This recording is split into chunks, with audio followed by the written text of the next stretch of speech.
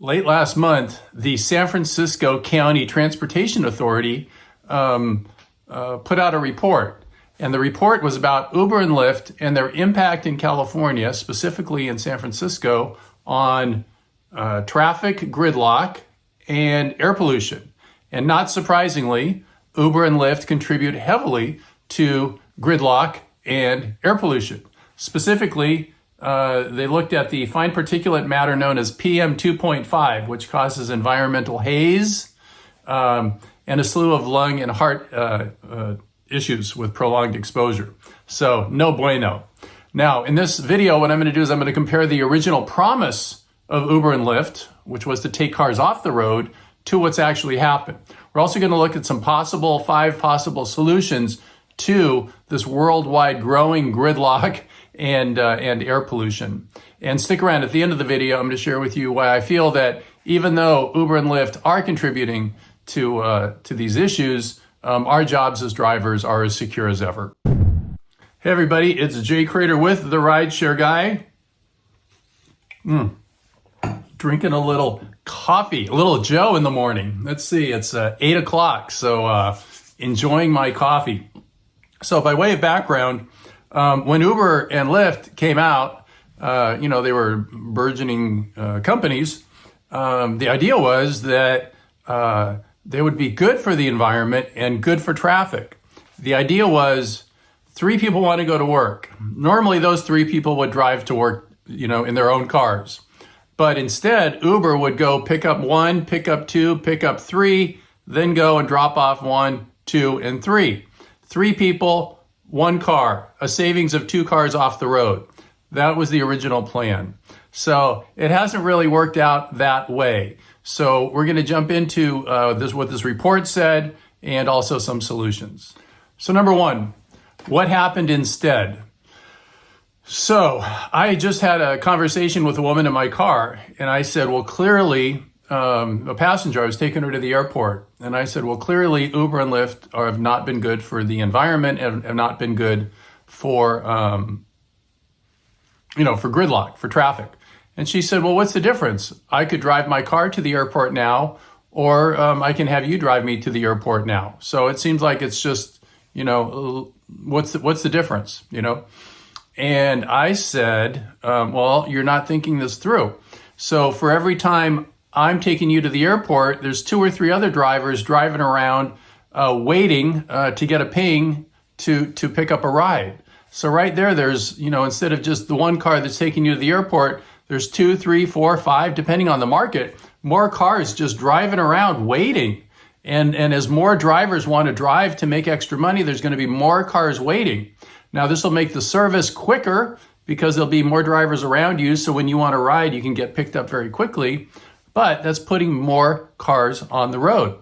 Also, because it's so efficient, people who would normally take public transportation, people who would walk, people who would take a scooter or a bike, they're just choosing Uber because it's a nice experience. So for all those reasons, more and more people are taking Ubers. And that idea of having the shared rides, Uber is just now bringing that back. Okay, during the pandemic, that was no bueno. And Lyft has decided they're not going to do the shared rides. So for a lot of reasons, the original promise has not been delivered upon, and it doesn't look like it's going to be delivered upon anytime soon. So number 2, the report. No surprises. So it just confirms what I just shared with you, that it hasn't worked out that well. What you're seeing now is based on data from September 2019 to August of 2020, so about a year, a relatively even split of pre-pandemic and pandemic-era lockdowns. The report found that San Francisco has the greatest concentration of Uber and Lyft trips than any other California county, with over 500 times more rides per square mile than any other part of the state. So, that's where it all started in San Francisco. And as other major markets have both Uber and Lyft, the same thing's going to happen because it's so darn convenient. And the pricing is still relatively low and affordable for most people. So, business looks good if you're in the rideshare business. So number 3, what are some possible solutions so that we can have fewer cars on the road and have less air pollution so that we can survive as a species? This is a pretty big concern, especially if you have children and grandchildren. You want them to live on a planet that's clean and habitable. So here are five possibilities: improving public transportation, promoting active transportation, implementing carpooling and ride sharing, investing in electric vehicles, and implementing congestion pricing. So let me start off with number one, which is the public transportation. Do you know that in other countries, public transportation is awesome? I took a train from the Kuala Lumpur, the airport, into the city. Beautiful train, wonderful. And it had Wi-Fi. I could sit comfortably, do some work, look out at the scenery. And here I am with hundreds of other people. Instead of getting into our cars or getting into an Uber, we're taking the train.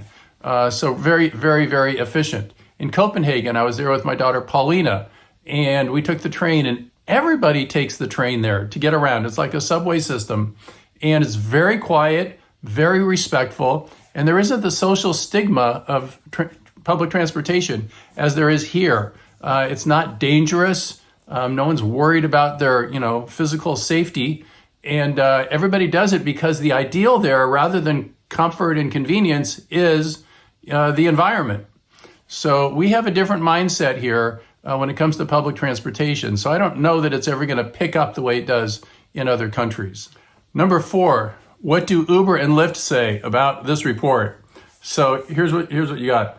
They deny the report's findings. So a Lyft representative stated, "Our goal is to reduce our carbon footprint and create more sustainable modes of travel." Interesting that that's what they say, but they just stated that they're not going to be offering shared rides in the future. They're going to focus on one person, one car, which is going the opposite direction of putting less cars on the road.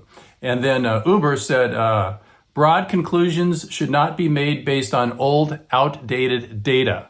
So I don't know what old, outdated data could be when it's from 2019. That's only 3 years ago.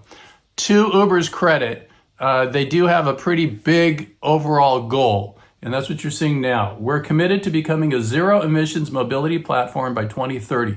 It's only 7 years from now. In the US, Canada, and Europe, and globally by 2040. Getting more butts and seats of fewer cars will help achieve our goal of zero emissions.